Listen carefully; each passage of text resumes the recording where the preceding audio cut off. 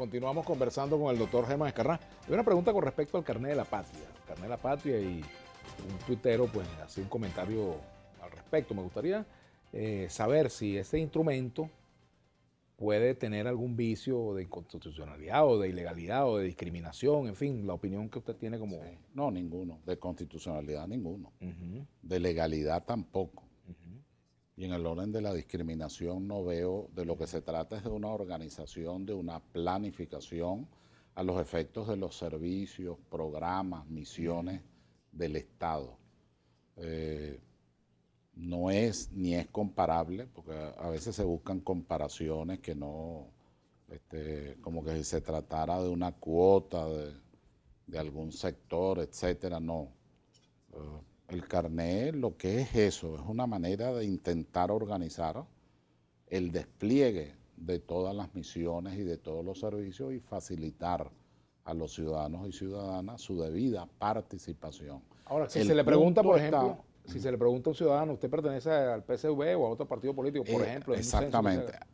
Ve que el tema no es el carnet, el tema sería... Es lo que se puede hacer con el carnet.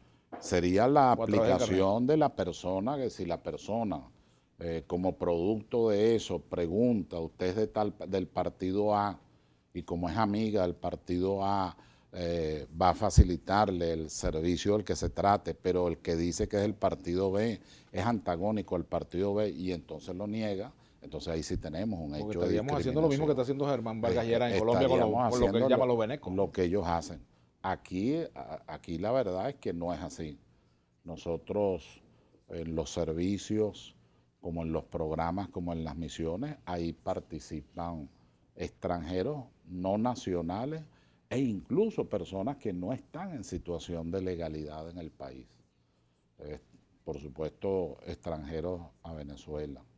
Y en el orden político, a mí me consta en lo personal, muy directamente por lo demás, que hay participación de sectores que no están vinculados al chavismo, que por el contrario, hay gente que es antagónica al chavismo, al gobierno bolivariano, a Maduro, y sin embargo han participado, no sé en este momento, sino conozco gente que ha podido acceder, por ejemplo, en el caso de la misión vivienda. Hay muchos ejemplos sobre esa materia. Me gustaría hablar un poco de las elecciones regionales. El Consejo Nacional Electoral no convocó a elecciones regionales el año pasado y se argumentó que era porque la oposición había impulsado la iniciativa del referéndum revocatorio. No hubo ni referéndum ni hubo elecciones regionales. Este año, bueno, a estas alturas todavía no conocemos el cronograma para la elección regional. Entonces, cuando se acusa, por ejemplo, a la oposición de que hay un sector de ella que está buscando salidas inconstitucionales, golpistas, etcétera, entonces, pero tampoco se convoca elecciones, entonces, ¿cómo quedamos? Bueno, lo primero que hay que decir en relación al revocatorio es que lo que hay es un diferimiento. No es que está eliminado el revocatorio, hay un diferimiento. Ese diferimiento lleva ahora que ante la consulta popular, en el supuesto negado que se revocara al presidente, el vicepresidente asume la presidencia por los 2 años que faltan, lo que no hubiese ocurrido el año pasado si hubiera iniciado la oposición los procedimientos en los tiempos que la mayoría están previstos en la Constitución. En segundo lugar, ya en lo que respecta no al revocatorio. Ahora, si el gobierno del presidente Maduro se inició en un mes de abril prácticamente, porque la elección fue después de la muerte del presidente, un mes después de la muerte del presidente Chávez, ¿por qué se cuenta enero y no se cuenta a partir de abril su periodo presidencial? Porque la institución revocatoria como tal, ¿a qué se refiere? Artículo 72 de la Constitución. Acuérdate que nuestro sistema es de mandatos revocables, así lo dice la norma. Pero esta norma en particular dice, todas las autoridades, magistrados, elegidos por la voluntad popular, cualquiera, puede ser objeto de revocatorio a la mitad de su periodo constitucional. Bueno, no es la mitad del periodo constitucional, por razones que yo desconozco, no se iniciaron los procedimientos en el momento en que debieron iniciarse y comenzaron con algo así como 2 o 3 meses de retraso. Eso trae como consecuencia que cuando vas a aplicar los plazos, entonces no es que quede eliminado el revocatorio, insisto, Lo que ocurre es que el procedimiento constitucional de sustitución del presidente y el vicepresidente es distinto. Hay un tema y tiene que ver con esto de las elecciones regionales. ¿Se puede alegar, por ejemplo, dificultades económicas para que no se hagan unas elecciones regionales? No, ese no sería el mejor de los argumentos. Los argumentos siempre deben ser institucionales, deben estar en el marco de la Constitución y de las leyes y deben obedecer a lo que es la misión, competencias, atribuciones del órgano correspondiente. Nosotros tenemos un poder electoral. ¿Ha cumplido sus competencias ese poder electoral? Nosotros tenemos, fíjate, nosotros tenemos un poder electoral y él es al que le corresponde precisar siempre en el marco de la Constitución el lapso de la consulta. Yo soy de los que cree que es fundamental para el Estado venezolano, para la propia gobernabilidad, la elección de gobernadores.